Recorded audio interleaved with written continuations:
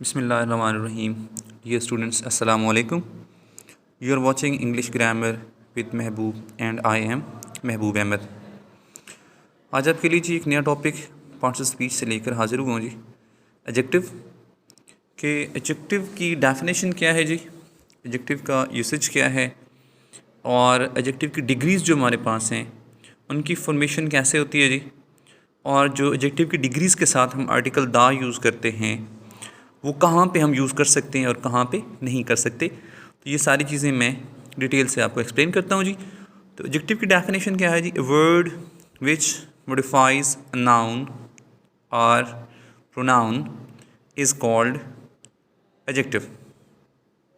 For example जी, कोई भी ऐसा वर्ड जो किसी नाउन या प्रोनाउन के बारे में इंफॉर्मेशन देता है, चाहे उसकी क्वालिटी बयान करे या उसका कोई ड्रॉबैक डिफ़ाइन करे, तो वो वर्ड एडजेक्टिव होता है जी.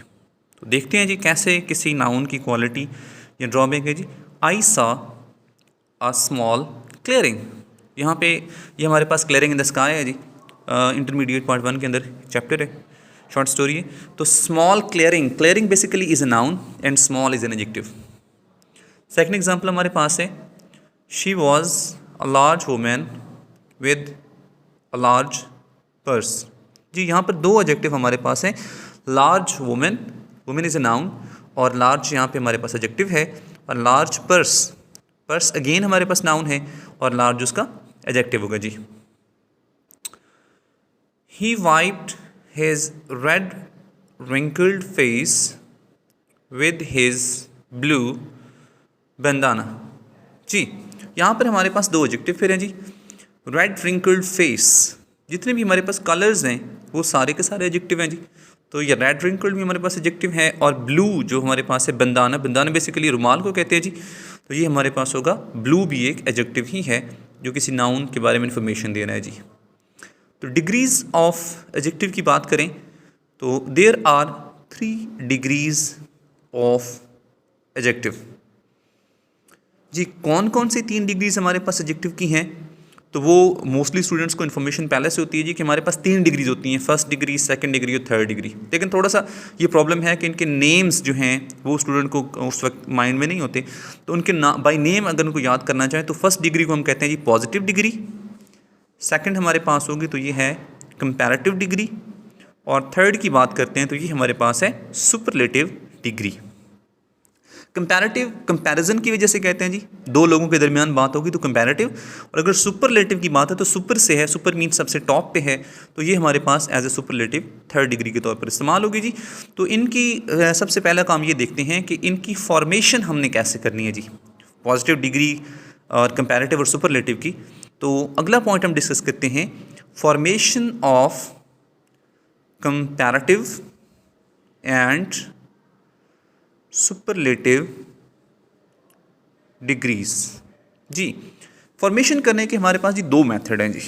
पहला मेथड क्या है जी कि हम किसी भी पॉजिटिव यानी फर्स्ट डिग्री के साथ ER या EST लगा के इसकी सेकंड और थर्ड डिग्री बना सकते हैं. और दूसरा मेथड हमारे पास ये है कि हम किसी भी एडजेक्टिव की पॉजिटिव डिग्री के साथ मोर या मोस्ट लगाकर सेकंड और थर्ड डिग्री बना सकते हैं जी. तो स्टूडेंट पूछते हैं जी कि हमें कैसे पता चलेगा कि यहाँ पे ER EST लगना है या मोर मोस्ट लगना है. तो उसका जवाब ये होगा कि भाई जब भी आप किसी वर्ड को प्रोनाउंस करते हैं उस वक्त हमारे पास वो वर्ड सिंगल सिलेबिक है या मोर देन 1 सिलेबिक है जी. जब सिंगल सिलेबिक से क्या मुराद है जी, फिर पूछते हैं जी सिंगल सिलेबिक क्या होगा, हमने तो सिलेबिक सुना नहीं है जी या अभी तक पढ़े नहीं है. तो उसका मतलब ये होता है कि जब आप किसी वर्ड को प्रोनाउंस करें तो हमारे पास जो हमारे लिप्स हैं वो एक दफ़ा ओ यानी राउंड शेप में जाएं और फिर फ्लैट में हो जाएं. अगर एक दफ़ा जाएंगे तो फिर हमारे पास वो सिंगल सिलेबिक होंगे, उनके साथ ER EST लगाएंगे. और अगर एक से ज़्यादा दफ़ा हैं तो फिर हम मोर या मोस्ट लगा सकते हैं जी. ये हमारे पास है इसकी फॉर्मेशन का आसान तरीका कि हम कैसे कंपैरेटिव और सुपरलेटिव डिग्री बना सकते हैं. एग्जांपल्स देख लेते हैं जी. Tall, taller, tallest. जी तो टॉल जब हम प्रोनाउंस करते हैं तो हमारे लिप्स जो हैं वो एक दफ़ा राउंड शेप में जाकर फिर अगेन फ्लैट यानी अपनी पोजीशन में आ जाते हैं. ये सिंगल सिलेबिक वर्ड है इसलिए हम इसके साथ ER EST लगाएंगे जी. अगली एग्जांपल देखते हैं जी. स्मॉल, स्मॉलर, स्मॉलेस्ट जी। तो फिर स्मॉल भी हमारे पास सिंगल सिलेबिक वर्ड है क्योंकि इसकी भी सेम पोजीशन ऑफ लिप्स हमारी है करने के लिए जी। अब एक और देख लेते हैं जी, beautiful, more beautiful, most beautiful जी। तो सिंगल सिलेबिक ब्यूटीफुल तो ना हुआ क्योंकि ब्यूटीफुल को प्रोनाउंस करना है तो इसके लिए ब्यूटीफुल मीन 3 सिलेबल हमारे पास हैं, तो इसके लिए हम EREST नहीं लगाएंगे बल्कि मोर और मोस्ट लगा देंगे जी। अगला वर्ड देख लें जी, intelligent, more intelligent, most intelligent जी। तो यहाँ पर भी इंटेलिजेंट जो है ये मोर देन 1 सिलेबल है, सिलेबिक है, तो इसलिए हम इसके साथ मोर या मोस्ट का वर्ड यूज़ करेंगे, EREST नहीं लगा सकते जी। एग्जाम्पल क्या है जी, ही इज़ टॉलर दैन आई जी। ये एग्जाम्पल जो मिस्टेक है स्टूडेंट की ख़ास तौर पे, ये बड़ी कॉमन सी मिस्टेक है कि ही इज़ टॉलर दैन आई, तो दैन के बाद हमेशा सब्जेक्टिव केस ऑफ प्रोनाउन होता है जी। एग्जामिनर मिस्टेक कह देता है he is taller than me, students को ठीक कर लेते हैं, लेकिन वो गलत है। दैन के बाद आपने सब्जेक्टिव केस लगाना है जी। अगली एग्जाम्पल क्या है, Ali is the most intelligent student of the class जी। मोस्ट सुपरलेटिव डिग्री है, तो ये बात एक पॉइंट नोट कर लें कि जब भी सुपरलेटिव डिग्री इस्तेमाल करेंगे तो उसके साथ आर्टिकल द यूज़ करेंगे, ठीक है जी। तो यहाँ पर अली सारी क्लास से ज़्यादा इंटेलिजेंट, इसलिए हम मोस्ट इंटेलिजेंट करेंगे जी।